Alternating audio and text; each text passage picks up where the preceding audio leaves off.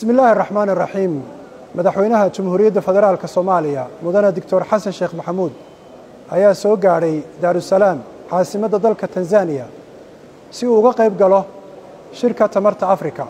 Shirkan ayaa waxa ka soo qayb galaya madaxda dalalka Afrika, hay'adaha caalamiga ah iyo shirkadaha gaarka loo leeyahay ee daneeya tamarta.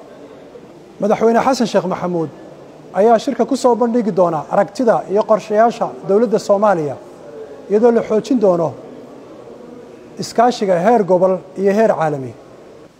madaxweynuhu intuu shirku socdo wuxuu shirar gaar la yeelan doonaa madaxda kala duwan ee shirka ka soo qayb galaysa. Allah mahad leh.